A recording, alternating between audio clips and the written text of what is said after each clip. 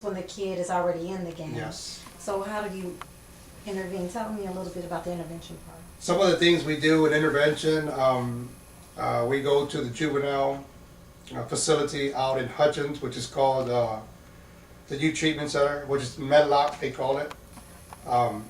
We do weekly chapel services there. I do gang intervention there. We do Thanksgiving dinners there. We do Christian rap concerts there.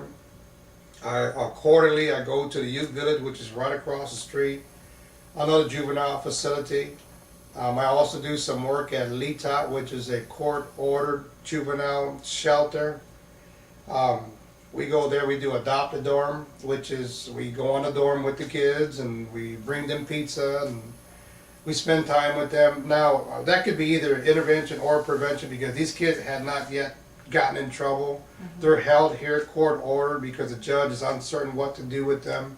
You know, there might be runaways or something like that. So we just go there and we spend time with them and again letting them know that they do have people that care. They got other alternatives that they can turn to.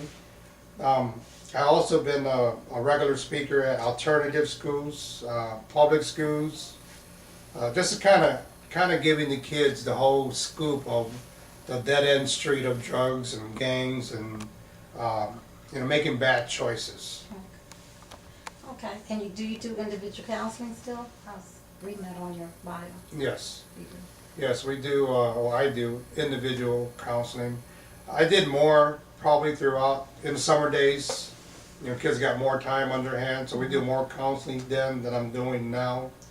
But again, I think that's important. It's kind of like mentoring. You know, Right. again, you're pouring time into these kids, and a lot of these kids, they'll tell me things they won't tell their parents. Right.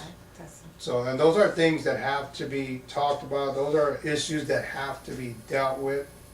So, I really enjoyed that time because again, these kids open up and there's a good chance that, they won't react out in a negative way having talked about these issues that they're struggling with.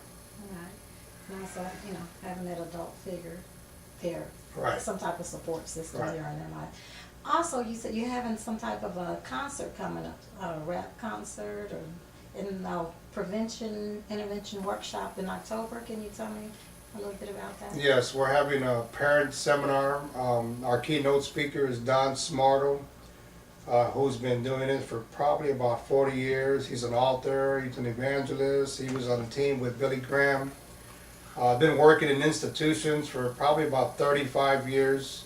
It's a parent seminar, and what we're doing is invite the community and anybody else that wants to come. We want to give the parents risk factors, what can put your child at risk and how to prevent that, and even if their child is at risk, how they can intervene on that. Because there's a lot of parents that simply don't know that they're unintentionally putting their children at risk. And one of the things that I can mention, a way that the families put their children at risk without even knowing it, is divorce or separation. I mean, when a family is getting a divorce or a separation, I mean, the wife's concentration is really on her. And the same for the husband and the father. They're not thinking about the kids. Well, if we split up or if we get divorced, it's going to automatically put our children at risk because my daughters are going to go look for that love from a guy, and it's not going to be from me. And the boys are going to go look for some attention, outside of the home. So, husband and wives don't really think of it like that, but we do put our children at risk. That's just one of the ways. There's about 5 or 6 risk